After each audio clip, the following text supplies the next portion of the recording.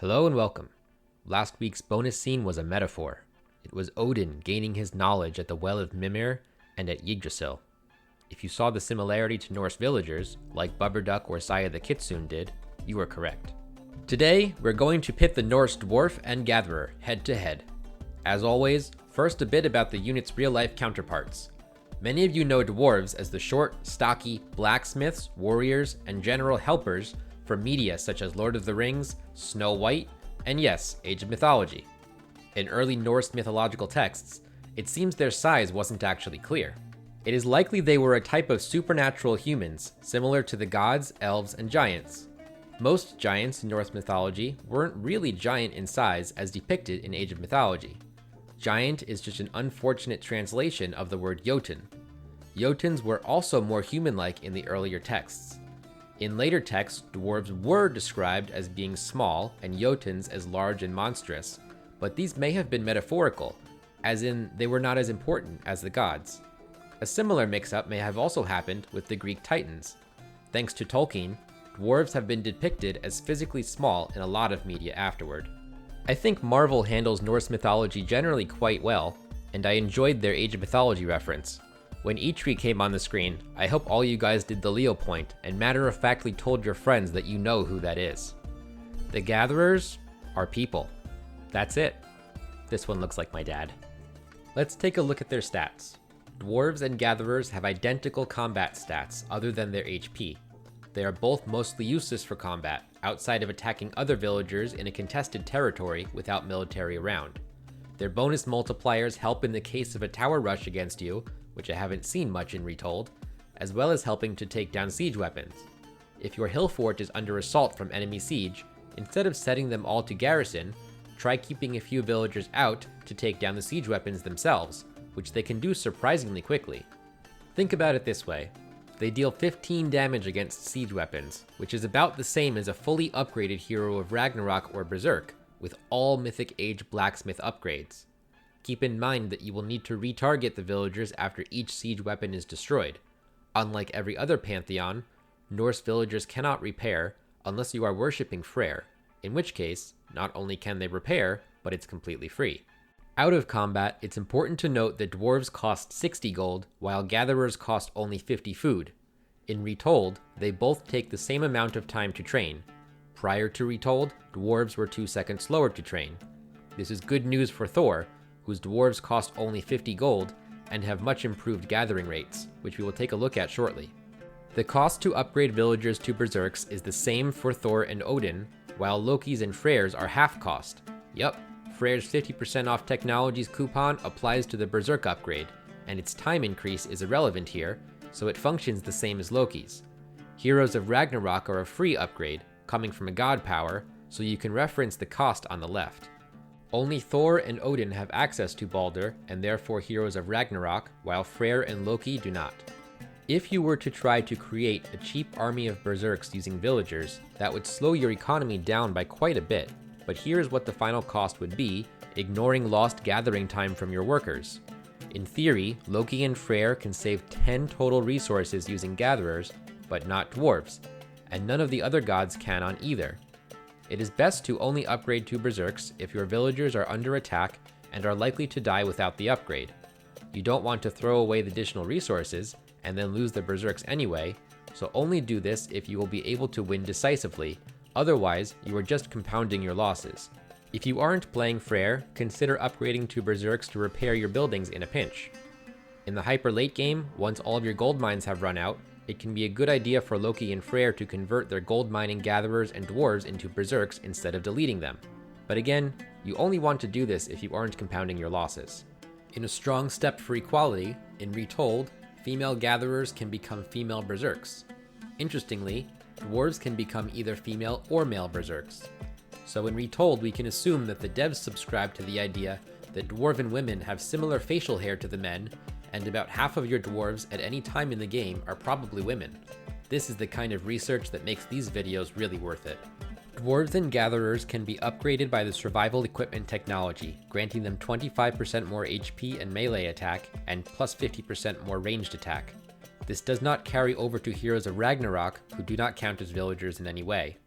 Wait a minute, if Ragnarok happens in Mythic Age and ages are supposed to represent time, and building a wonder now advances time to the next age, does that mean that we're going to someday get the heroic regular people, Leif and Leifthraser, the humans who survived Ragnarok along with Vidar and Magni, and some other dudes? I sure hope so.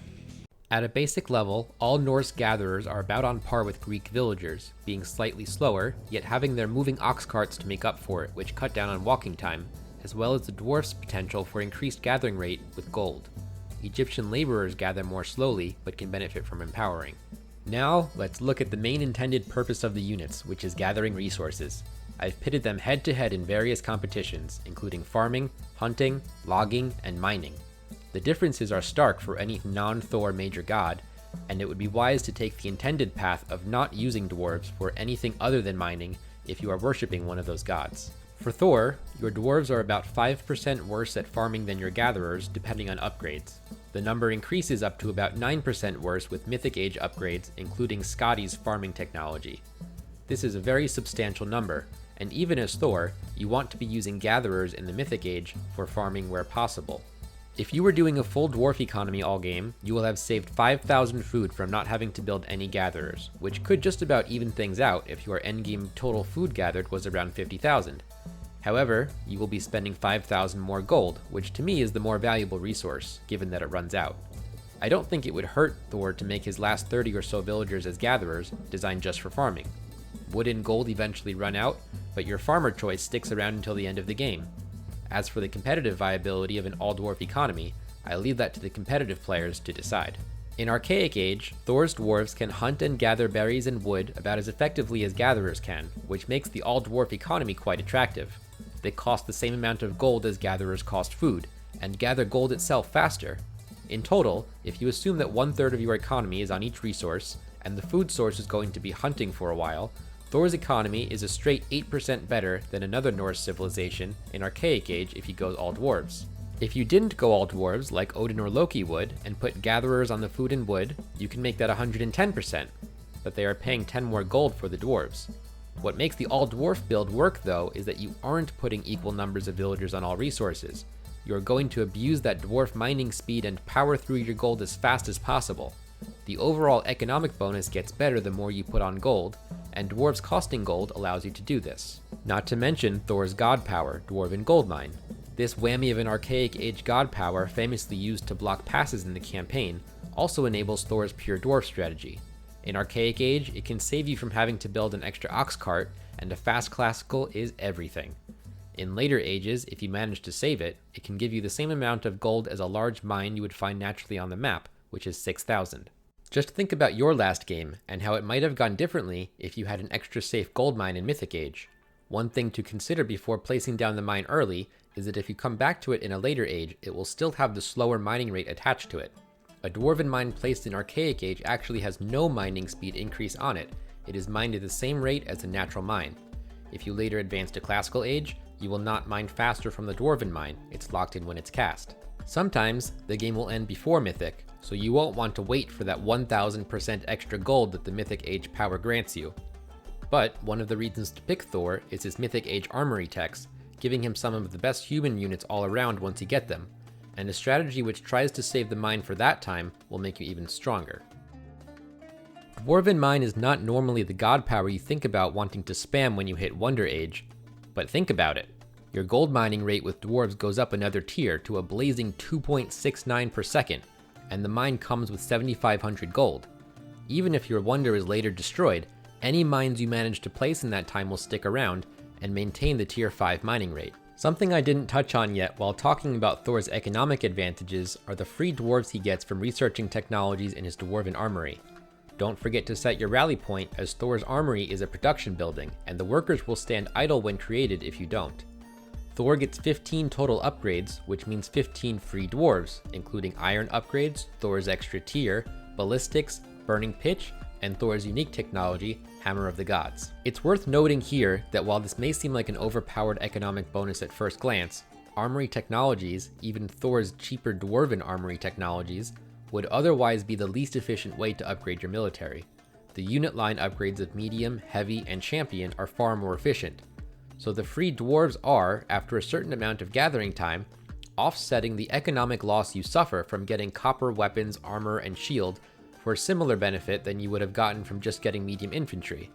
Heavy and champion infantry are actually better than their equivalent armory techs combined, while still costing much less total resources.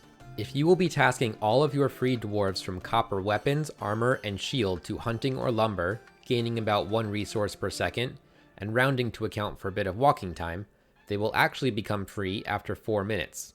Economically, this doesn't really help you in Classical Age, but the combined technologies do help your Classical Age fights, and anything after 4 minutes is free resources.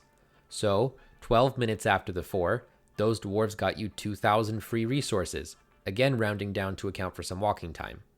In Mythic Age, the cost of the armory technologies is less of an issue, as you're now maxing out your army anyway, and it's just free economy.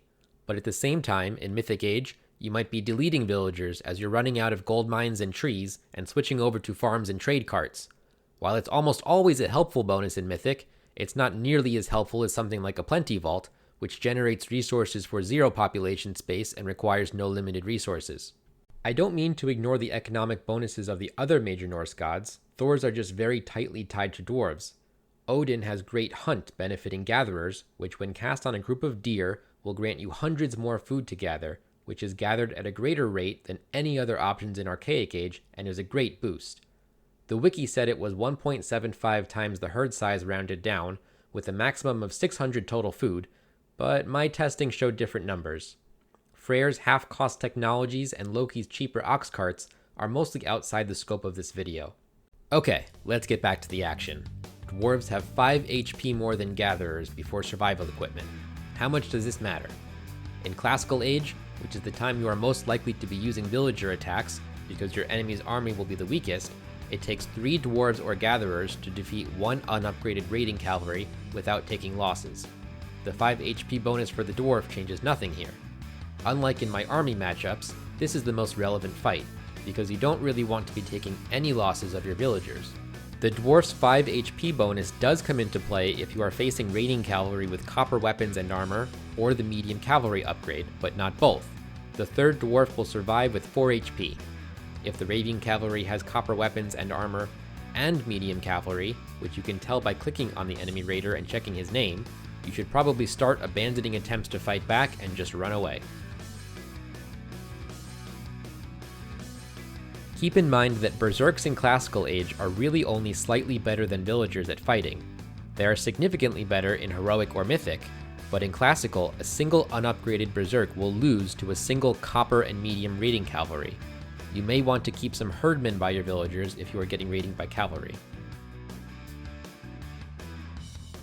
If the enemy is using stronger individual units like the Greek heroes or myth units such as Valkyries to raid, the story is even worse. You have no chance with any reasonable number of either type of villager without sustaining heavy losses and need to run. The Valkyrie in particular, if there are 2 of them, can take out half the villagers, quickly run away, heal each other, and just come back.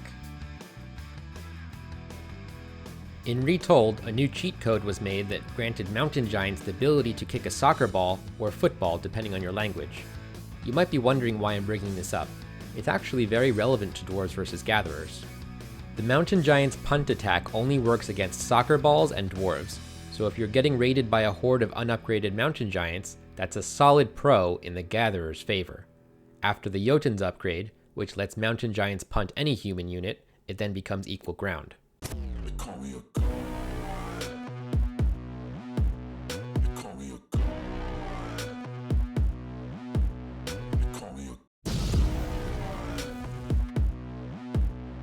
Just for fun, I wanted to see if a dwarf hero of Ragnarok could get revenge on his greatest foe, the mountain giant.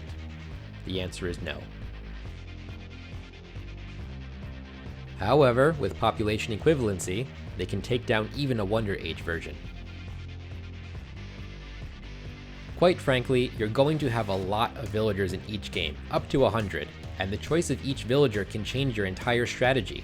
If we multiply this by the number of villagers you will typically have in a game, let's say early on you have 15 on each resource. From what we just learned, the numbers look like this. Taking it to the extreme in Mythical, if you put 50 on a resource, it would look like this. It's important to look at villagers on this type of scale, as 0.7 resources per second doesn't mean much to most players in practical terms. My biggest takeaway from seeing the numbers at this level is that even with all dwarves on farms for a while, Thor will come out ahead on food by not having to purchase the farmers at that stage for around 750. I've also generated a handy combat chart for those of you more interested in that part. We see the dwarf's 5 extra HP actually coming in handy to survive a hit more times than I would have thought. This is by no means an exhaustive list of every unit that will raid you in Classical Age, but I thought it gave a decent representation. Finally, the part you've all been waiting for, Dwarf versus Gatherer. Villager attacks are a bit wonky in the editor, but I finally managed to set it up.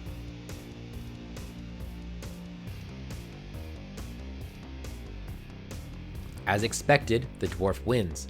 However, the Gatherer attacks again from the grave, giving her the ultimate victory. Bonus round! Time to guess what will be the topic of the next video. Some of them will be metaphors, some of them will just be units on the screen. Make your choice.